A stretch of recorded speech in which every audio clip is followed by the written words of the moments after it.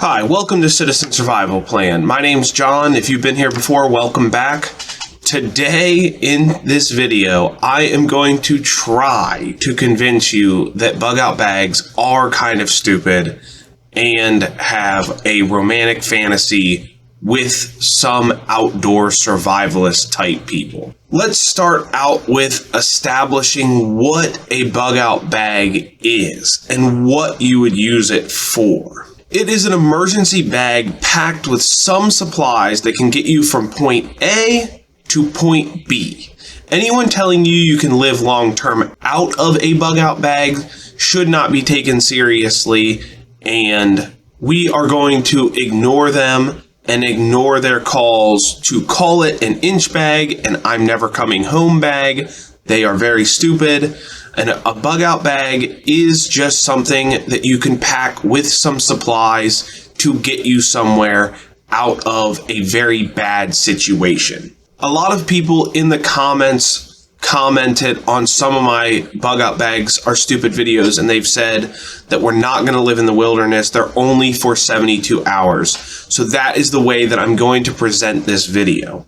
Let's also keep in mind that you can live 72 hours without anything, basically. If you just had like one bottle of water with you, you would probably survive. So a bug-out bag is just a bag with some extra supplies to aid you. When would we use this bag? I first want to start out with saying this channel really isn't a natural disaster preparedness channel. On this channel, we are preparing for a temporary or semi-permanent collapse of society. So with natural disasters, the best thing you're going to want to do is just get out of Dodge. Watch the weather reports. If you are in a place that has hurricanes or some other, natural disasters that occur all the time, watching out for weather alerts and just moving out of that area before something like that happens, before a hurricane or anything comes, is just going to be your best bet. Also, I want you to consider during natural disasters, we're not talking about society collapsing. We're just talking about moving a couple towns over. Society's not collapsed.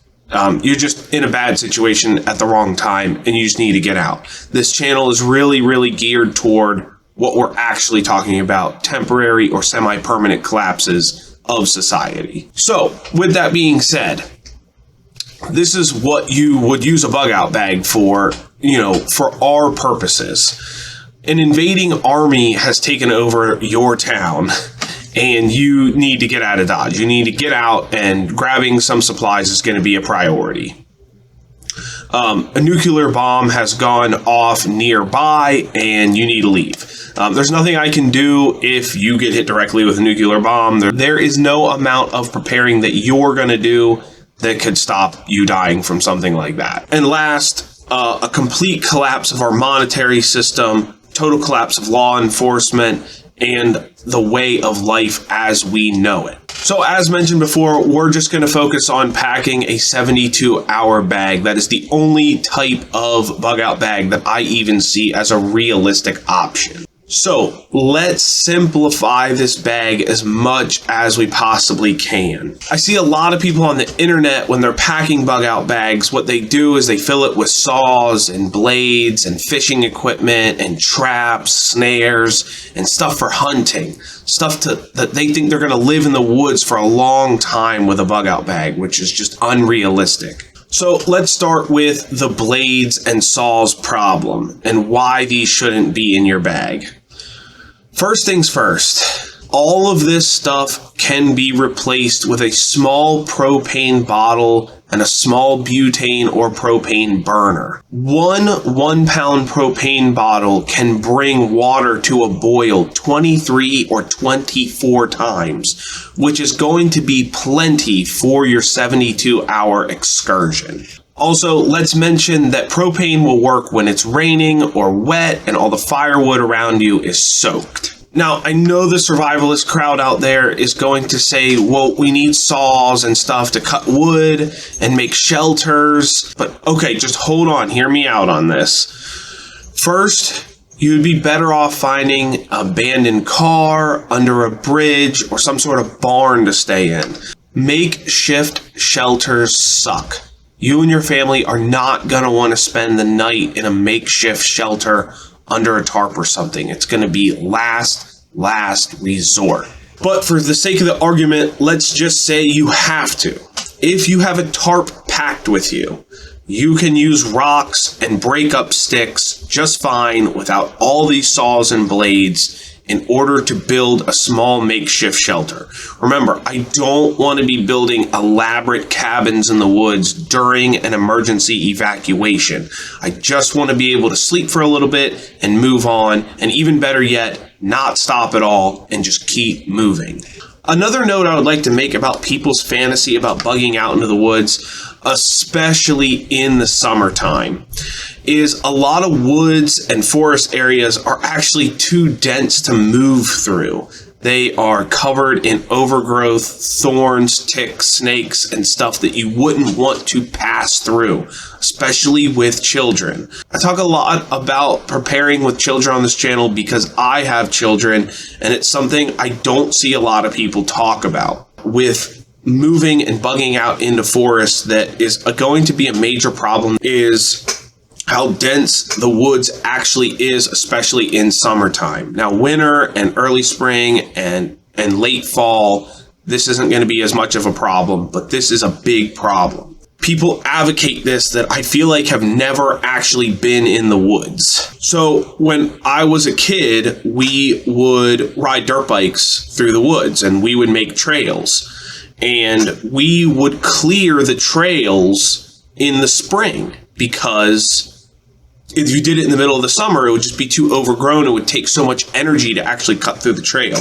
And keep in mind, we were using hatchets, gas-powered chainsaws, and other equipment to actually clear these trails. It takes an immense amount of energy just to make a small path. And I understand we are making a path for a dirt bike, ATVs and stuff, so we could step over a lot of the logs and whatnot in a bug out emergency because you would be on foot, not on a machine. But regardless, it is a lot of work to clear a trail. And if you are bugging out in the summer, walking through the middle of a forest where there is no path is almost impossible. It would risk so much skin infection and other problems with walking through the woods. I know some people think that it's going to be like the movies where you just get a hatchet and you just hatchet your way through.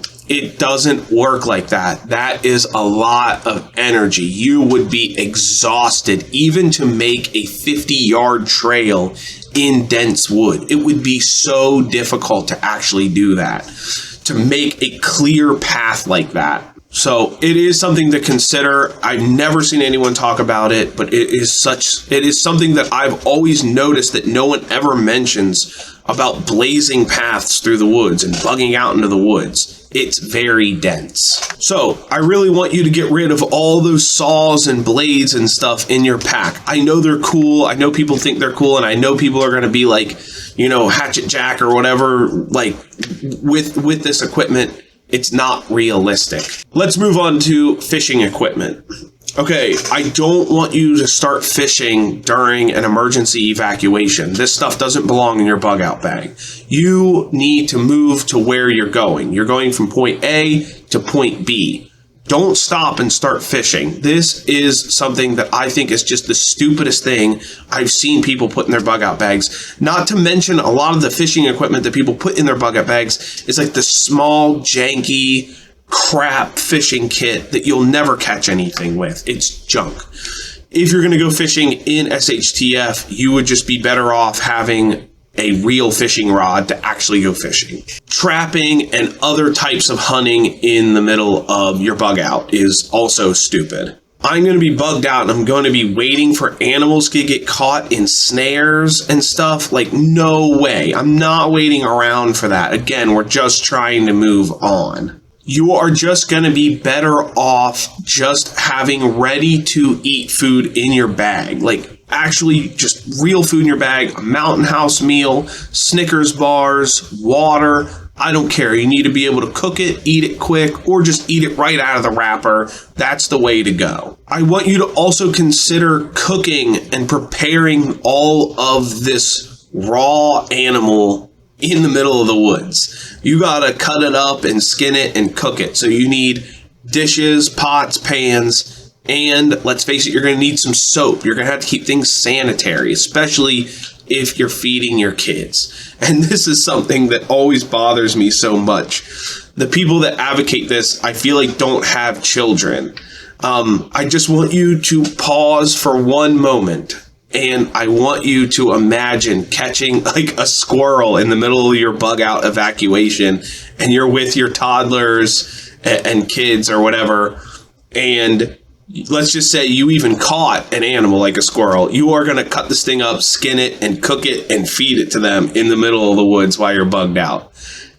Please try and be a little bit more realistic about what's happening here. That is not going to be a reality. Your kids will most likely look at you like you're crazy. And during an emergency, you don't want to stress people out with like crazy food cooking, like live animals in the middle of the woods and trying to feed it to them. Just pack some food and just give it to them on the way. Some regular prepackaged food.